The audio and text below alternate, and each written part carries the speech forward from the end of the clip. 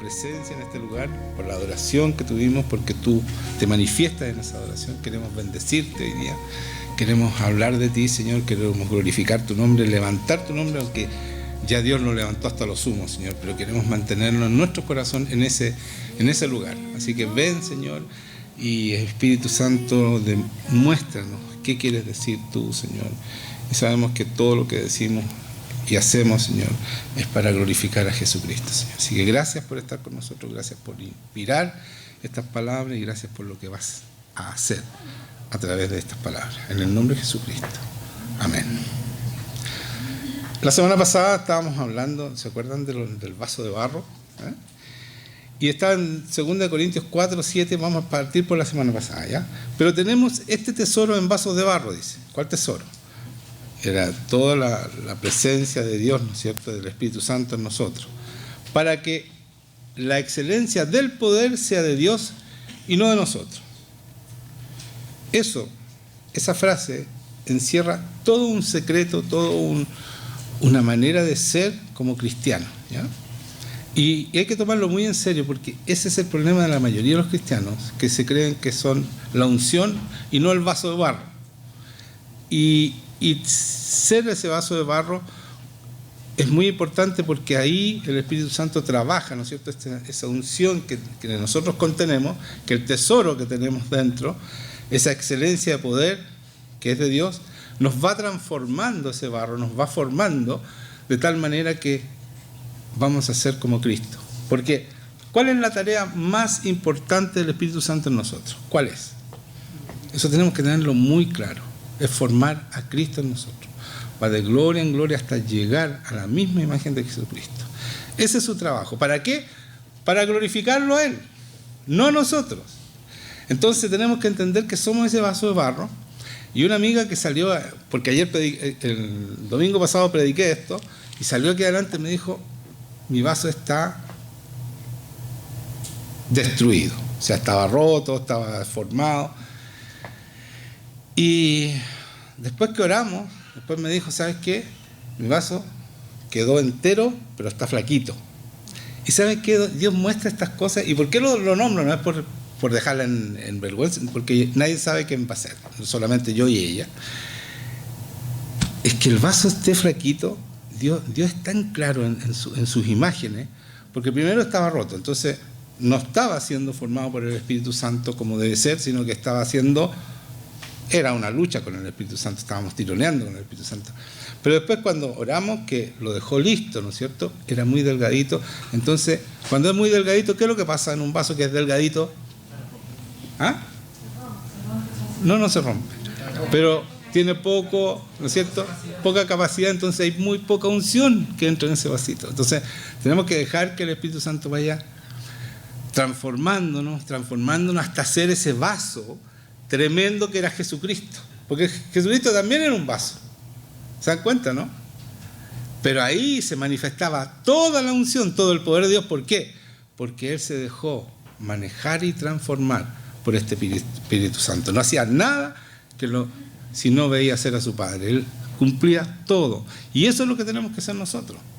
Tenemos que ser como Él, porque esa es la tarea del Espíritu Santo. O sea, no es tampoco de nosotros. O sea, eso, si nosotros tratamos de hacerlo, es imposible. Pero Dios, a través de su Espíritu Santo, lo hace. Y esa es la herencia más importante que nos dejó Jesucristo con su sacrificio. Lo vamos a analizar un poco más adelante, porque el sacrificio de Jesucristo es una prueba de amor hacia nosotros tremenda. Y en 1 Corintios 15, en el 51, yo leía, al finalizar el sermón de la semana pasada, decía: he aquí os digo un misterio, no todos dormiremos, pero todos seremos transformados. En un momento, en un abrir y cerrar de ojos, al final de la trompeta. Porque se tocará la trompeta y los muertos serán resucitados incorruptibles, y nosotros, los que están vivos, seremos transformados. Porque es necesario que esto corruptible se vista de incorrupción y esto mortal se vista de inmortalidad. Entonces ese vaso de barro, cuando venga el Señor, en un momento va a ser transformado.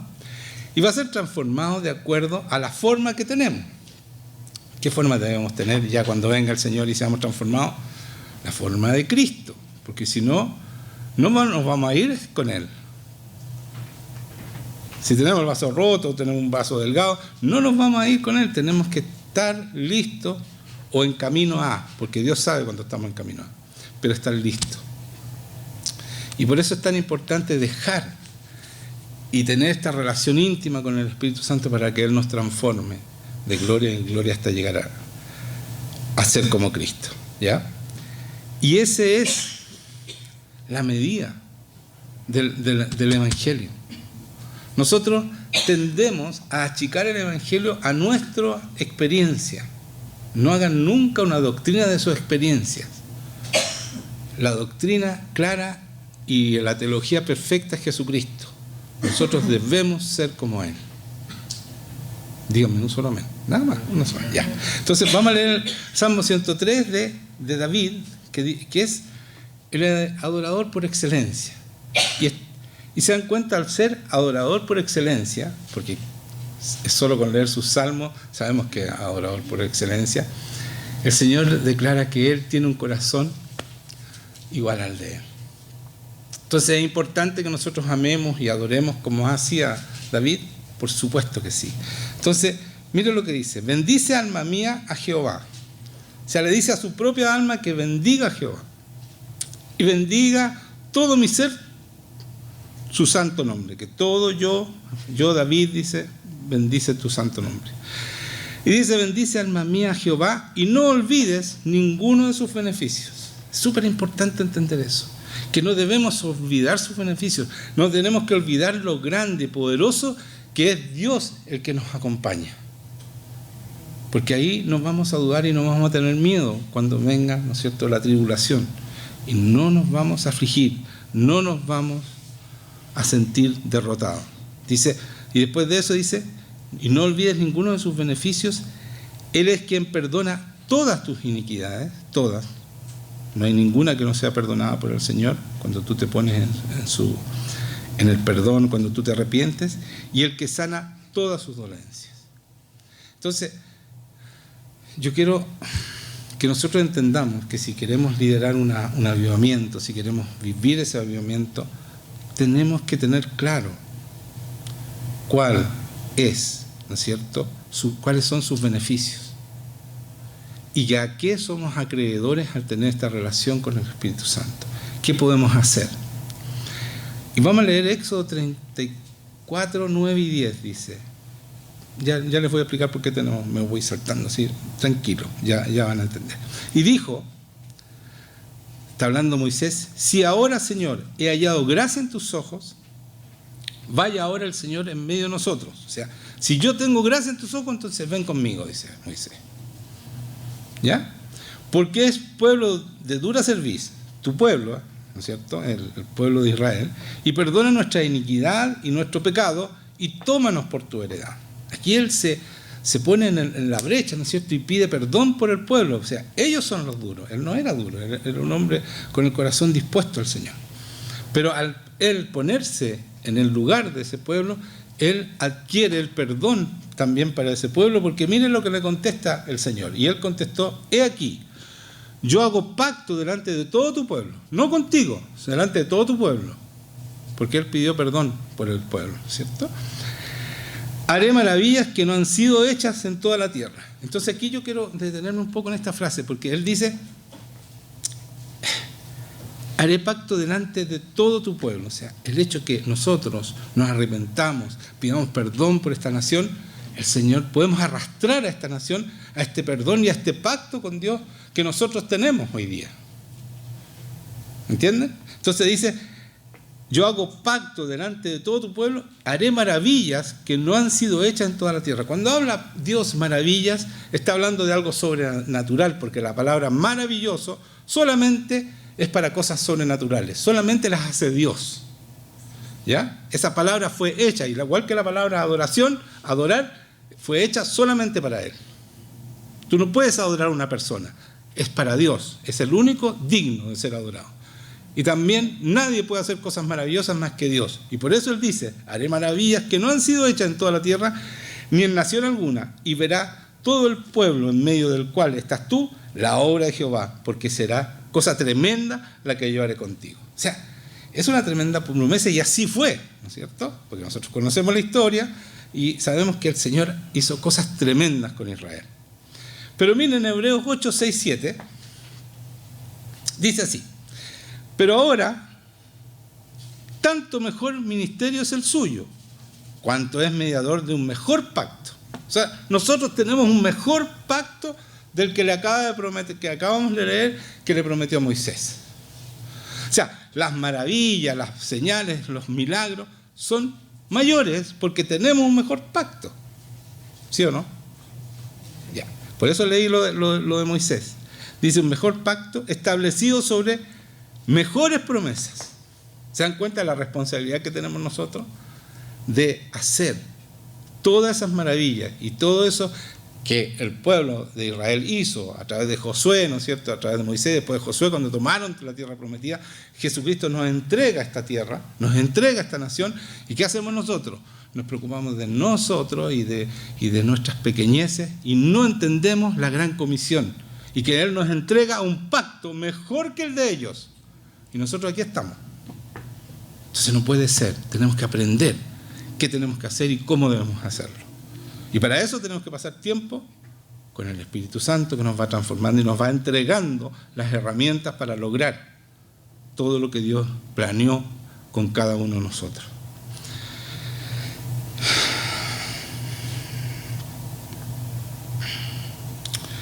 Pero ahora tanto mejor ministerio es el suyo, voy a repetir esto, cuanto es mediador un mejor pacto establecido sobre mejores promesas. Porque si aquel primer pacto, está hablando, hubiera sido sin defecto, ciertamente no se hubiera procurado lugar para el segundo. Todos entendemos esto, que nuestro pacto es eterno, el otro dejó de ser, ¿no es cierto? Y entendemos lo poderoso que es tener una relación con Cristo y que Cristo está con nosotros todos los días para tomar la tierra prometida, espiritualmente, por supuesto, no con guerra, no con armas ni con ejércitos, como dice la palabra, sino con este Espíritu Santo poderoso. Es convirtiendo a las personas, llevando la gran comisión a todas las naciones. Y eso es bautizándolos en el nombre del Padre, el Hijo y el Espíritu Santo, y enseñándoles todas las cosas que Él nos enseñó. Todo lo que Él nos enseñe, todo lo que nos ha transmitido, nosotros tenemos que enseñarlo, no tenemos que suavizar la palabra para que no se sientan mal. No hagan eso, porque a lo mejor ustedes es el único momento que tienen para decirle a las personas lo importante que es vivir en esta relación íntima con Dios. Si vamos a Lucas 11, 20, dice, mas si por el dedo de Dios echó fuera a los demonios, ciertamente el reino de Dios ha llegado a vosotros. Entonces nosotros vivimos en el reino de Dios. ¿Cierto, no? Claro, ir a la iglesia es que yo no echo fuera a los demonios, no importa. Está el poder, ¿ya? Está el poder, ¿ya? Y ustedes lo han vivido. Muchos de ustedes estaban llenos, no llenos, pero tenían unos cuantos, unos cuantos, pero fueron liberados. Gracias a Dios tenemos ese poder porque Cristo nos dejó esa victoria, ¿ya? Después voy a entrar un poquito más en eso porque hay un detalle muy, muy bueno ahí, muy bueno, que el Señor me mostró hoy día, ¿ya? Mientras yo terminaba esta prédica.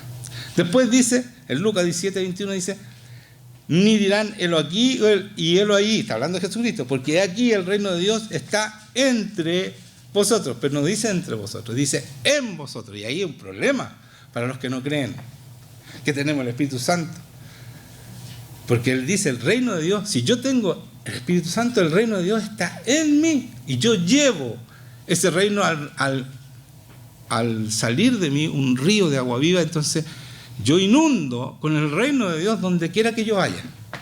Donde quiera que ustedes vayan, el que tiene una relación con el Espíritu Santo inunda. Porque así dice, si ustedes beben de mí, dice Jesucristo, que tenga sed, venga a mí y beba. Y de su interior correrán ríos de agua viva. Eso es inundar con el reino de Dios.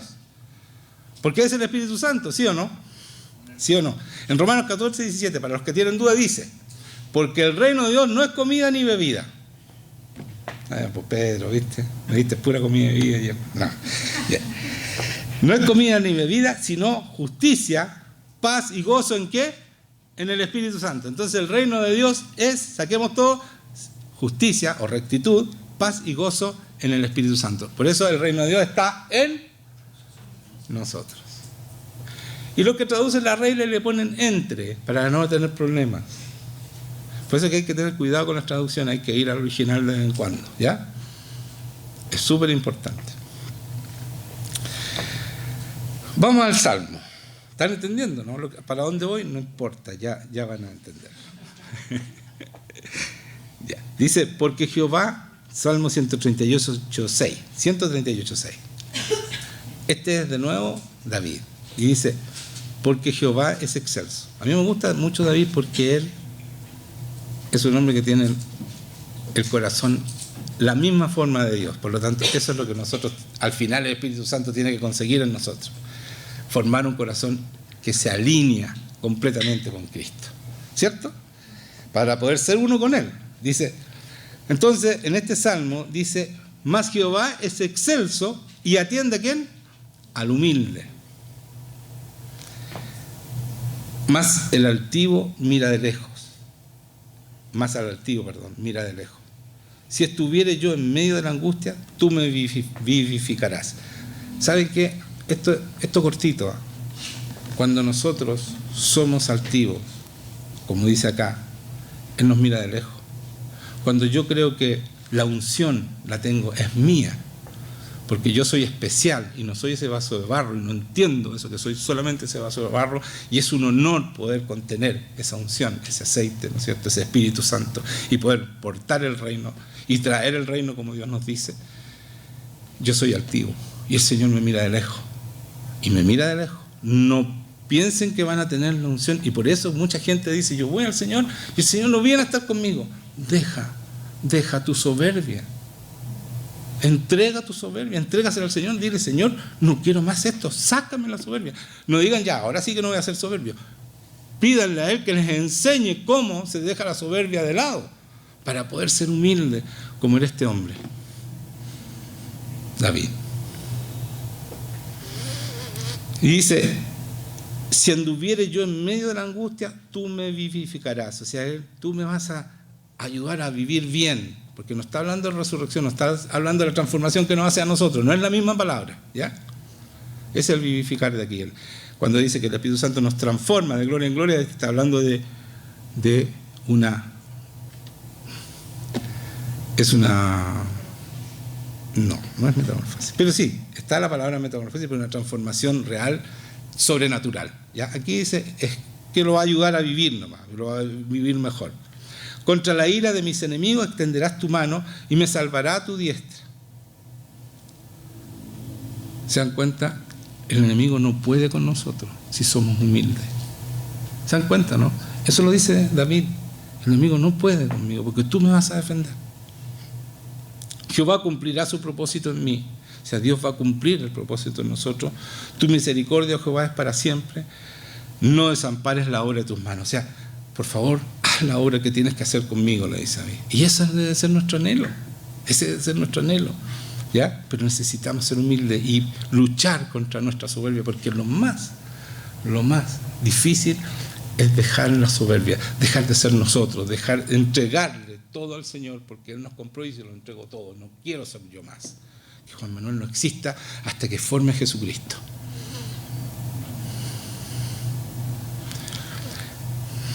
Ya.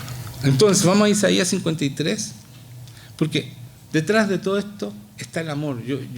Las canciones que cantó Juan Eduardo, las canciones que cantaron, tenía mucho que ver con el amor de Dios. Y todo esto que le estoy diciendo, si no hay amor, nosotros no podemos ser capaces de renunciar a lo que somos. Tiene que haber un amor tremendo, un amor grande, ¿ya? Entonces tenemos que entender, Isaías 53, de 4 al 8 voy a leer, es cuando Cristo Isaías hace 700 años antes que esto pase, él profetiza lo que iba a hacer Jesucristo por nuestras vidas. Y dice, ciertamente llevó Él nuestras enfermedades y sufrió nuestros dolores, y nosotros le tuvimos por azotado, por herido de Dios y abatido. Mas el herido fue por nuestras rebeliones, molido por nuestros pecados. El castigo de nuestra paz fue sobre Él, y por sus llagas fuimos nosotros curados o sanados. Todos nosotros nos descarriamos como ovejas, cada cual se apartó por su camino, mas Jehová cargó en él el pecado de todos nosotros. Angustiado él y afligido, no abrió la boca. Como cordero fue llevado al matadero, y como oveja delante de su trasquilador, enmudeció y no abrió su boca. Por cárcel y por juicio fue quitado, y su generación, ¿quién la contará? Porque fue cortado de la tierra de los vivientes, y por la rebelión de mi pueblo fue herido. Si ustedes se dan cuenta, todo esto que pasa es una prueba de amor de Jesucristo, porque cada cosa que le hicieron era necesaria que se la hicieran para que nosotros pudiéramos tener victoria sobre el pecado, sobre las enfermedades, sobre nuestras rebeliones, porque todo eso es lo que nosotros somos, es lo que hemos tenido antes de encontrarnos con Dios, y muchos seguimos errando, ¿no es cierto?, y pecando. Por eso dice, ciertamente llevó nuestras enfermedades y sufrió nuestros dolores.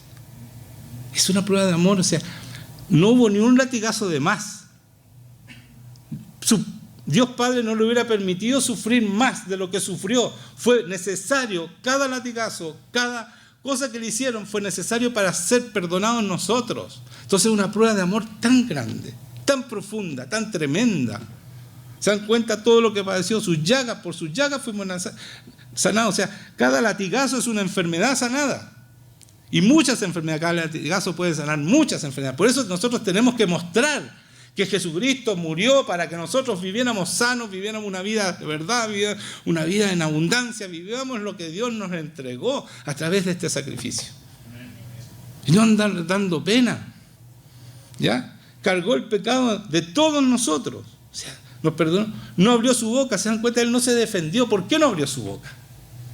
¿Por qué no abrió su boca? Porque él no podía decir, esto es absolutamente injusto. Esto es una injusticia lo que están haciendo conmigo. Porque él quería pagar por nosotros. Y para eso tenía que callar. Y no decir que era una injusticia. Y no defenderse. Entonces él cayó por amor. Cada cosa que hizo fue amor por nosotros. Por eso dice, como oveja delante de sus trasquiladores enmudeció y no abrió su boca. Por cárcel y por juicio fue quitado, y su generación, ¿quién la contará? Porque fue cortado de la tierra de los vivientes, fue asesinado. Por la rebelión de mi pueblo fue herido. Cada rebelión que nosotros tenemos con Dios, ¿cuántas veces nos hemos rebelado en contra de Dios? ¿Alguno no se ha rebelado alguna vez en contra de Dios? El que crea que no se ha rebelado está mintiendo. Todos nos hemos rebelado en algún momento en contra de Dios. Él tuvo que morir por eso, para perdonar tu rebelión, mi rebelión. Por eso que es tan importante entender que todo lo que Él hizo fue por amor. Él nos amó como nadie nos ha amado. Entender ese amor y sentir ese amor cuando Él viene a estar con nosotros es fundamental para poder amar como Él nos ama, para poder hacer la obra para la cual fuimos llamados. Sin amor no somos capaces de hacer la obra. Si Cristo no nos hubiera amado como nos amó, no hubiera sido capaz de resistir todo lo que resistió por amor a nosotros. Entonces, y entender esto es que cada cosa que nosotros hacemos tenemos que darle la gloria a Él, porque Él sufrió todo para que nosotros pudiéramos hacer lo que hacemos hoy día, sanar enfermos. Y por eso quiero leer en Hechos 3:11, cuando Pedro, ¿no es cierto?, y Juan han sanado a un cojo. Vayan a Hechos 3:11.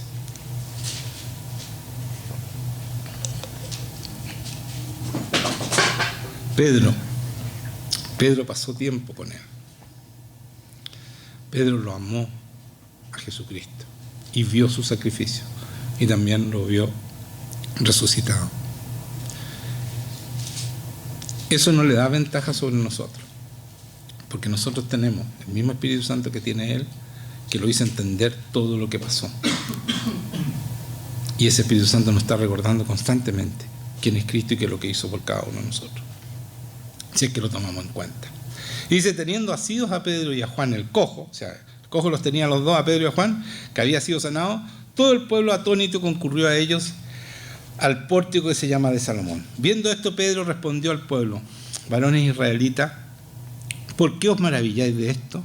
¿O por qué ponéis los ojos en nosotros, como si por nuestro poder o piedad hubiésemos hecho andar a este. El Dios de Abraham, de Isaac y de Jacob, el Dios de nuestros padres, ha glorificado a su Hijo Jesús, a quien vosotros entregasteis y negasteis delante de Pilato, cuando éste había resuelto ponerle en libertad. Él entiende perfectamente que él es un vaso de barro. Eso es que va a hacer que actúe Dios en ti. Si tú empiezas a decir, no, pero yo, y hablé, y empiezas a levantarte tú, el Señor se va. Créanme, es así. Y depende de cuánto yo le dé la gloria a Él, es como más grande va a ser nuestro vaso para contener todo lo que Dios puede hacer a través de nosotros. Es así. Entonces, pasar tiempo con Dios para entender esto y hacer la obra que Él quiere, como decía, hoy día leía en la mañana temprano a Josué, y le decía, sé valiente y esfuérzate por vivir la palabra. Y entonces serás prosperado en todas las cosas. Si nosotros no leemos la palabra, no amamos esta palabra, porque la palabra es Cristo, Él es el verbo hecho vida, ¿no es cierto?, hecho carne. Entonces, si no lo amamos, ¿cómo vamos a hacer esta palabra? ¿Cómo vamos a cumplir si no tenemos una relación con el Espíritu Santo? ¿Cómo podemos hacer esto? Es imposible, hermano. Y muchos queremos hacerlo nosotros, y eso es cuando el vaso se deforma, porque crees que eres tú el que puede hacer la obra, y el Espíritu Santo en ti. Nada más que eso. Y la gloria es de Él. ¿De quién? De Cristo. Porque eso dice Jesucristo. Yo envío mi Espíritu Santo y Él me glorificará a mí. ¿Cómo? Transformándonos nosotros en personas iguales a Él, para que nosotros hagamos su obra y el mundo crea que Cristo es el Mesías, el ungido, el enviado. Amén. Ahí leí, ¿no es cierto?, Él estaba hablándole a la gente común y corriente. Después lo llevan al concilio a Pedro y a Juan y dice, sea notorio a todos vosotros y de todo el pueblo de Israel, que en el nombre de Jesucristo de Nazaret, a quien vosotros crucificaste, a quien Dios resucitó de los muertos, por Él este hombre está en vuestra presencia. ¿Se dan cuenta? Él siempre fue el barro.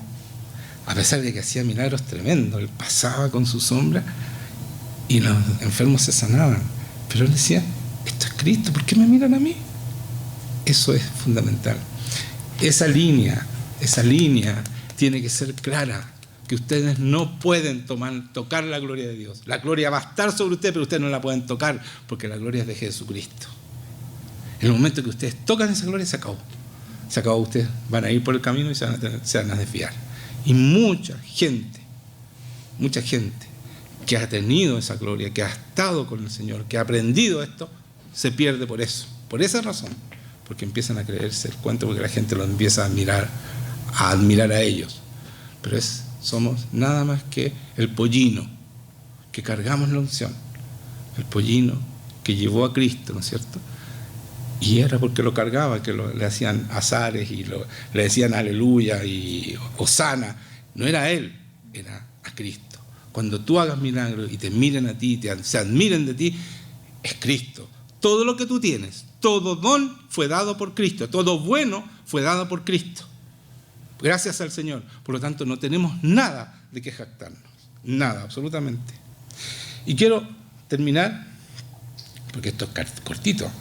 No, pero me falta un poquito, pero quiero leer en Hechos 19, 11, y es importante lo que voy a leer. Fíjense que es muy importante para cada uno de nosotros nuestra vida con el Señor. Así que tomen atención aquí, pongan atención, porque esto es una revelación de Dios. Y hacía Dios milagros extraordinarios por mano de Pablo. Hechos 19, 11 estoy leyendo. Hacía Dios milagros extraordinarios por mano de Pablo.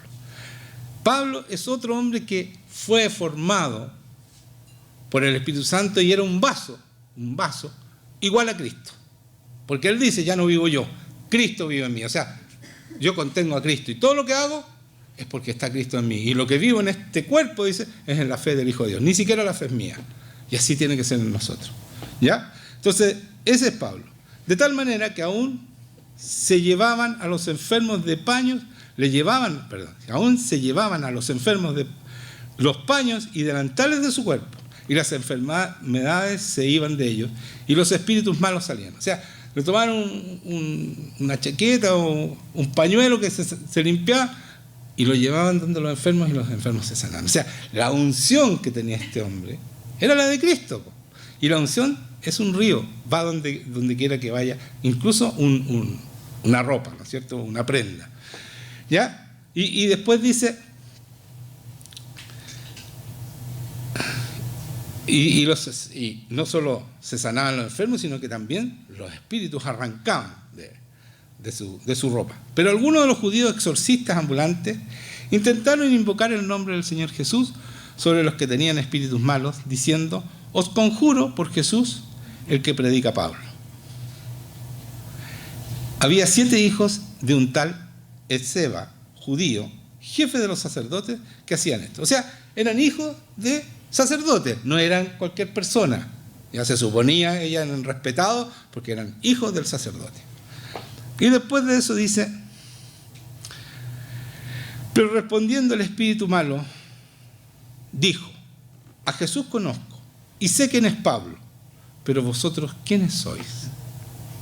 Y el hombre en quien estaba el espíritu malo, saltando sobre ellos y dominándolos, pudo más que ellos, de tal manera que huyeron de aquella casa desnudos y heridos. Y esto fue notorio a todos los que habitan en Efeso, así judíos como griegos, y tuvieron temor todos ellos, y era magnificado el nombre del Señor Jesús. Aquí hay algo muy importante, porque nosotros muchas veces decimos: pero ¿cómo se le ocurre sacar demonios si no conocen al Señor? Entonces, ¿qué hacemos nosotros? No nos atrevemos a hacerlo, porque como no tengo la unción para que no me peguen y no salir desnudo de una casa, mejor no me meto con los demonios, ¿cierto? Porque eso me han dicho pastores, o sea, no te metas con los demonios. Bueno, el Señor me puso eso, que tenía que sacar, no lo busqué yo. El Señor se me empezó a manifestar, a sacar los demonios solo, así que tuve que hacerlo, ¿ya? Pero a mí me daba susto, pero después el Señor me dio una palabra que nunca más me dio susto. Pero eso ustedes lo saben. Pero ¿saben qué? Aquí hay algo guardado. Cuando dicen: y el hombre en quien estaba el espíritu malo, saltando sobre ellos y dominándolos, pudo más que ellos, de tal manera que huyeron de aquella casa desnudos y heridos. ¿Se dan cuenta? Si tú no tienes el Espíritu Santo, aquí se encontraron con demonios y les pegaron, pero si tú no tienes el Espíritu Santo, no tienes una relación, no estás ungido por el Señor, no tienes esa relación que te da poder y no eres humilde, el enemigo hace lo que quiere contigo. No te anda pegando, pero entra en ti y hace lo que quiere contigo. Entonces no nos riamos, porque estamos vulnerables absolutamente al enemigo si no tenemos esta relación con el Espíritu Santo, si no hacemos lo que Dios dice que tenemos que hacer para que el enemigo nos obedezca. Tenemos que ser humildes, entender que tenemos que tener esta relación con Dios para ser ungidos y entonces someternos a Dios en todo, y entonces el demonio huirá. Si no, estamos igual que ellos, absolutamente vulnerables a los espíritus inmundos. Por lo tanto, tenemos que entender esto. Esto es físicamente, lo vivieron físicamente, pero espiritualmente es exactamente lo mismo. Si yo no tengo al Señor, el enemigo nos va a entrar y se va a apoderar de nosotros. ¿Qué les parece? Entonces tenemos que tener esa relación, absolutamente. Tenemos que someternos a la palabra y vivirla absolutamente, porque es la única manera que el enemigo huye y nos obedece. Porque así dice la palabra: yo me someto a Dios, resisto al diablo y él huirá de mí, en nombre de Jesucristo, porque Jesucristo es el que tiene el poder. Así es. Y el demonio nos obedece, igual como le obedece al Señor. Y ahora sí termino. Vamos a leer algo muy especial, muy importante: el gran mandamiento. Yo quiero que lo leamos y lo recordemos. Está en Mateo 22:34. Es tan importante esto, porque si nosotros no amamos al Señor y no nos lo ponemos en el primer lugar, estamos idolatrando. Cualquier cosa que nosotros pongamos por sobre el Señor, estamos viviendo en idolatría y somos vulnerables al enemigo. ¿Por qué? Vamos a leer primero el mandamiento. Entonces los fariseos, oyendo que habían hecho callar a los saduceos, se juntaron a una, y uno de ellos, intérprete de la ley, preguntó, por tentarle, diciendo, le preguntó a Jesucristo: Maestro, ¿cuál es el gran mandamiento de la ley? Jesús le dijo: amarás al Señor tu Dios con todo tu corazón, con toda tu alma y con toda tu mente. Este es el primero y grande mandamiento. Entonces, muchos de nosotros lo sabemos, pero no somos capaces de amar, como dice aquí, es nuestro primer amor, el más grande amor. Nadie puede estar por sobre este amor. Entonces, cuando yo paso tiempo con el Espíritu Santo y le pido que me muestre su amor, porque el Espíritu Santo nos muestra el amor, ese amor tremendo que es de Dios, el amor ágape, ¿no es cierto? Entonces yo le pido eso. Él me muestra su amor y me ama, como Él me cuida, me protege. Entonces yo, como reacción a eso, empiezo a amarlo con el mismo amor.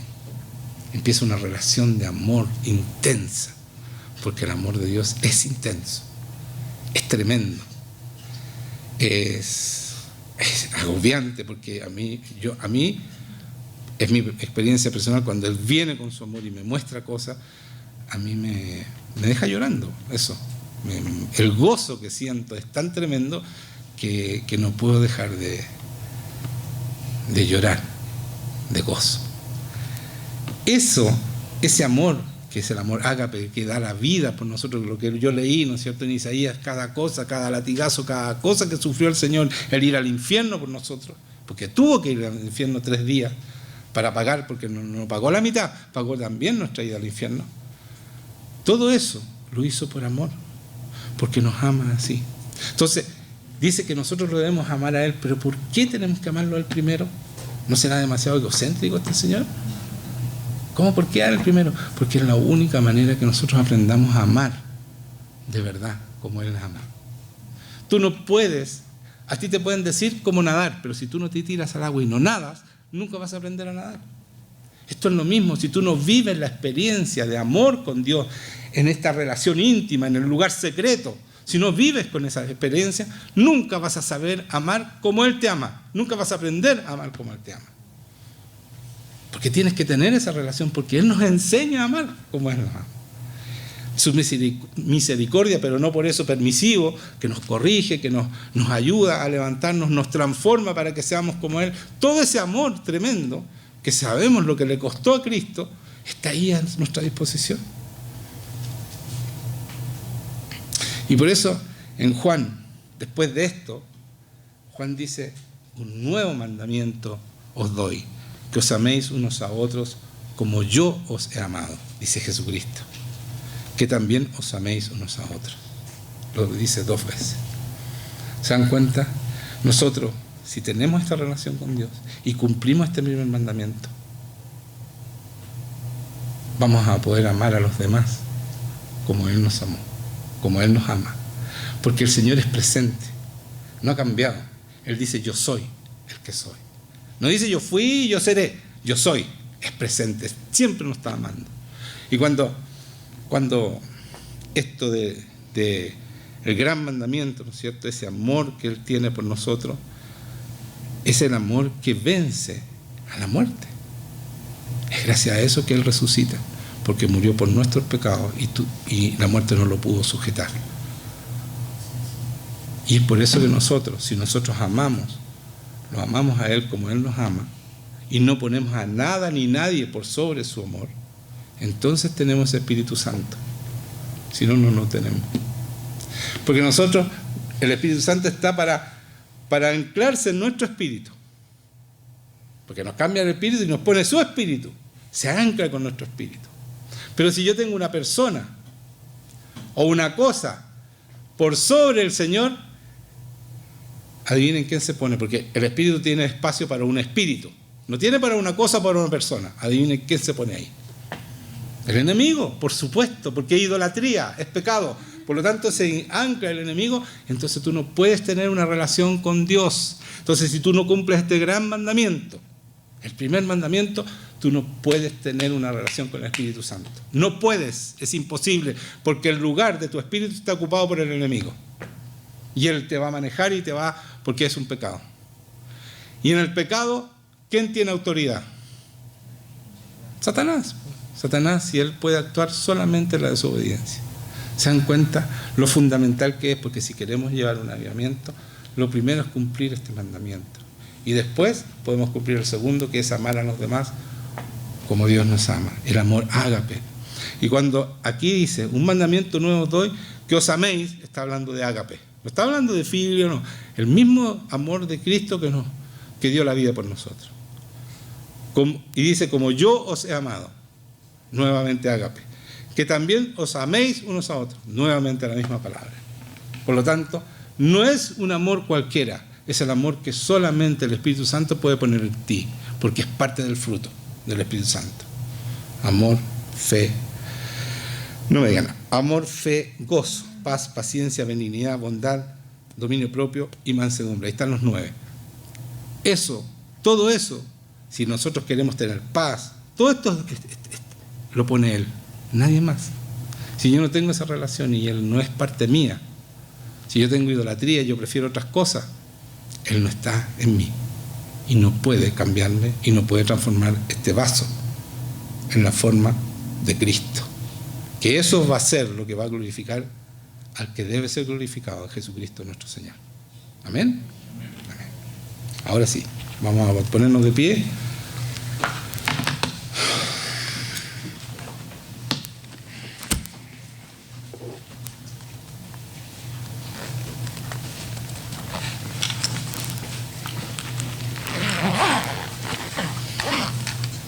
Entonces nosotros como iglesia de la promesa, porque tenemos una promesa, ¿no es cierto? Y también tenemos un pacto con el Señor, porque cuando Dios hace una promesa es un pacto, y este pacto está dentro del pacto, del nuevo pacto con Cristo, y los que van a creer en Él, como nosotros, por la predicación de la palabra, vamos a pedirle al Señor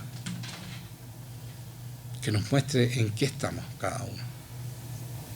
Que nos muestre si tenemos idolatría y si podemos tener esta relación solamente de amor, del amor ágape, del amor de Dios con Él. Si realmente estamos amando y cumpliendo ese primer mandamiento. Porque si no lo cumplimos, no somos capaces ni de vivir la palabra, ni hacer nada, ni tener esa relación con el Espíritu Santo, como dije, porque Él no puede entrar en ti. Entonces ya no está el reino en ti. No puedes llevar el reino, no puedes hacer sanidades, no puedes hacer nada de lo que para lo cual Dios murió, Jesucristo dio su vida. ¿Entienden? Entonces pidámosle al Señor que nos muestre. Y si tenemos problemas, algún problema de todos los que he dicho, pidámosle al Señor que nos saque y que nos transforme, y nos saque esa idolatría que podamos tener. La idolatría puede ser cualquier cosa que ustedes ponen por sobre Dios. Señor, te pido que tú vengas a estar con nosotros. Ven, Señor. Somete, Señor, todo espíritu contrario a ti. Toda idolatría, Señor, que hay en tus hijos. Yo te pido que tú la saques, Señor. Derrama tu gloria sobre cada uno de ellos, Señor. Que nadie quede indiferente. Padre Santo, derrama tu Espíritu Santo. Llena este lugar con tu unción, Espíritu Santo. Ven, Señor, más de tu unción. Más. Y saca toda soberbia, Señor, todo lo que se pueda oponer a ti, Señor. La soberbia, el Señor mira de lejos al soberbio y quiere ayudar al humilde. Así que pidámosle al Señor que ponga humildad en nuestro corazón y que se rompa toda resistencia que fue puesta en contra de Él. En el nombre de Jesucristo, saca toda soberbia, Señor, de cada persona y haz la obra que necesitan para estar contigo, Señor.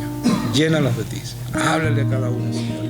Glorifícate en cada uno de ellos, Señor. Ven, Señor, que nadie quede indiferente a ese amor tuyo. Muéstrales tu amor, Señor, ahora. Lo incomparable de tu amor, Señor. No hay nada mejor que amarte a ti, Señor. No hay nada mejor que sentir tu amor, sentirse amado por ti, porque Él nos ama a todos por igual. Su amor es perfecto. No hay nadie no es que Él es preferido. El Señor no tiene preferido. Y dice que no hace acepción de personas. Por lo tanto, no puede tener preferido.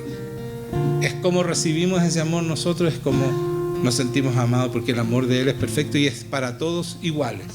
Entonces, pidámosle al Señor que nos permita recibir, que toda barrera que hemos puesto en contra de su amor, la saque Él mismo y nos permita sentir ese amor que es inigualable, Señor. Es un amor maravilloso, porque es sobrenatural y es tuyo. Y ayúdanos a sentirlo para poder vivir en ese amor y amar a los otros como tú quieres que nos amemos. Señor, te doy gracias por lo que estás haciendo en cada persona, Señor. Limpia tu pueblo, Señor. Saca toda resistencia que fue puesta en contra tuya, Señor, para cumplir con este gran mandamiento y después cumplir con el nuevo mandamiento, que es amar a los demás, a los otros, al prójimo, Señor, como tú nos amaste, dispuesto a dar todo por los demás, Señor, en ese amor puro, santo, y que trae tanto fruto para tu iglesia, Señor. Muchas gracias, Dios mío. En el nombre de Jesucristo, muchas gracias. Amén.